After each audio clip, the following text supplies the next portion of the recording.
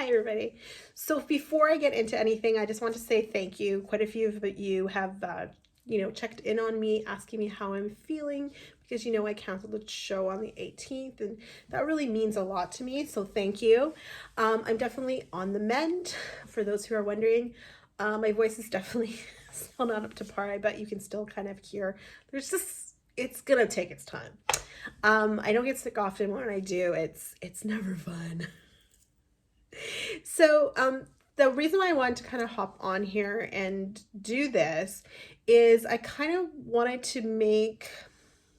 So I'm talking about I'm using J Lo's a new concept album. This is Me Now, as sort of the tool to kind of discuss a sort of more of a historical of what is a concept album, and sort of kind of bring some sort of meaning to her album, because I think there's a lack of understanding of the industry and where the industries come from. But I also want to talk about a little bit about her vocal abilities and just some of the crazy weirdness that is that everybody kind of always uses. These sort of it's always the same things, and I often sometimes wonder if it's kind of started from a I don't even know. It seems organized. That's all I know. I've noticed. So for those who don't know me, because I've noticed there's been quite a few new people on my page, I'm Natalia Perdalis. I am a singer-songwriter, composer, and educator based out of Surrey, British Columbia.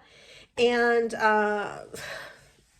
I have several degrees and diplomas, as well as some postgraduate studies, and I specialize in vocal health. I'm not a voice educator that focuses on style. I allow artists to find their own style. I'm more about, how's that feeling? Is that healthy? Are you able to sustain that over a long period of time? All those kind of approaches. So yeah, J-Lo. So one of the biggest things is that she can't sing. And I think that's a really ridiculous a comment. And I think her, when she did a lot of the music with Mark Anthony, I think that definitely proved she did have chops.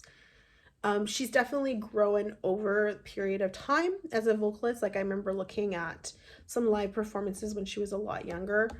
And definitely her voice is growing, even if it's just a studio voice. It's not a live voice, which is also okay. There's different types of singers or different types of performers, and but she's definitely grown. I think she's really worked hard on her craft, and anyone looking at any of her stuff, you know the woman works very hard.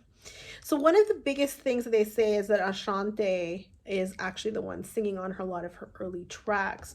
So I kind of wanted to talk a little bit about the history. So if you're not interested in this, just scroll through, because it's going to be kind of a history lesson in a lot of ways.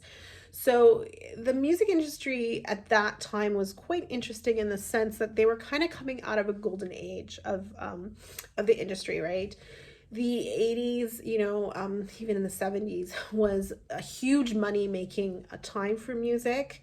You had artists such as Michael Jackson, Madonna, making a lot of money. And you have to also remember, they weren't always making their money legally. The music industry has long ties with the certain questionable underbelly of society. It's just how it's always been. And they were often funded by those people. So by the time when J-Lo kind of released her first album and those early albums, it kind of had, although the internet had come up and things were slightly changing, they kind of had come up with what I call, it was a working engine. The music industry was a working engine, and everybody had a gear. Everybody was a particular gear. And there was sort of a formula that if you did XYZ, then you would be successful. You would be able to get your music on Much Music or on MTV in Canada, and then you would be able to do tours and sell merchandise and all that kind of stuff. And artists were not really allowed to deviate from that formula. And not only were they not allowed to deviate from that formula, most of them, a lot of times, had not a lot of say. And this was something that went on for a very long time, right? You go back as such as the 30s and you look at the Andrews sisters, you find out that they were literally locked in studios because they refused to sing a particular song. And they were told, you're not leaving until you record this song, right? So again, the underbelly of society had, unfortunately, a say in the industry and influence sort of the tactics that they often are, how their approach is. So how did Ashanti get onto J-Lo's tracks? And a lot of times people like, they make her sound like this evil person, this conniving, narcissistic woman who intentionally did it. No, she was a cog in the system. Ashanti was, J-Lo was. And what would happen, and this is from artists that I know that worked in the industry in that time and different levels of success, is that they would create demos. And a lot of times those demos were not even demos. They were completely done. They just didn't know what vocalists would be on it. So the producers would record it with artists that they personally worked with. And some of them went on to be successful. Ashanti is a good example of that. But often they were just the demo singers. And so that is exactly what happened. So Ashanti recorded. She actually wrote a few as well, and she talks about it in interviews. And then they took it and they shopped it. Now, that's another thing. We don't know in the case of J-Lo. Well, maybe we do. I haven't come across anything. But what I do know is often the artists had even no say in what songs they picked. Like I mentioned, the Andrews sisters. So literally, the song was given to her. She learned it. She went in the studio. That's his J-Lo, and she sang it.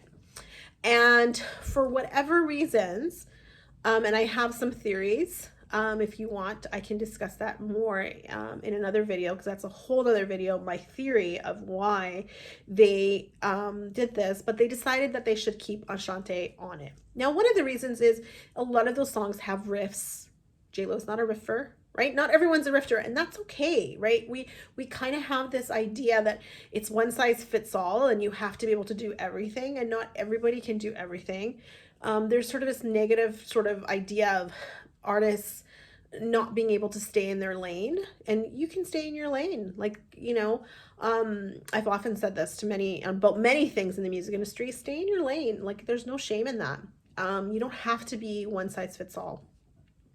And so because of that, they didn't like maybe what J-Lo did, or they wanted to kind of fill it out. So they kept Ashanti's voice on it. She's clearly said in multiple interviews she has no ill feelings. J-Lo, I don't know if she's personally commented on it. I haven't seen any interviews. If you know of interviews, I'd love to see them, so send them over. But it's not that it was like, and it wasn't not an uncommon practice. I know I actually sang on a demo and it was shopped to somebody, and my voice was left on, and this is in the much later, probably a good 20 years later. So it does happen. It's not, and maybe they just want that color, or they want it to be thicker, and they don't want to call the singer to come back in and create more layers in the studio. So it's easier just to use the existing voice on the demo track, because like I said, a lot of times the demo track wasn't really a demo, it was actually done. They just weren't sure what singer would sing on it. And it also made it easier for the singer to learn it, right? Because they could just learn it. Because remember, they're not classical artists here. They don't have any sheet music. There's no sheet music. So that's the thing. And the other thing I want to do before I end part one of this this 3-part series is there's this thing that they claim that J-Lo wanted to sing a tribute show to Whitney Houston. You can Google it. That's not what happened. She was actually asked to, and she turned it down, saying, I'm no Whitney Houston. I mean, I don't know any singer who would, maybe Beyonce could do it. And I think she did, actually, and now that I think back. But she did not say that, oh yeah, I can sing Whitney Houston. That was the tabloids. It was proven wrong. So a lot of, I'm seeing this constantly on TikTok, these same arguments, and that's why I kind of think if it's almost organized in some sort of weird way, it's ridiculous. Now, as a voice teacher, what's my personal thought on J-Lo's voice? I've always enjoyed J-Lo, from her acting, her her cosmetics, her fashion. I used to buy her hair extensions. That's probably why I got into hair extensions. So I've always enjoyed her craft and her abilities as an entertainer. And that's the exact thing. She's not a singer, she's an entertainer. So she's a dancer, she's a singer, she's an actress. She creates spectaculars. So it's not about taking out things and looking at them individually.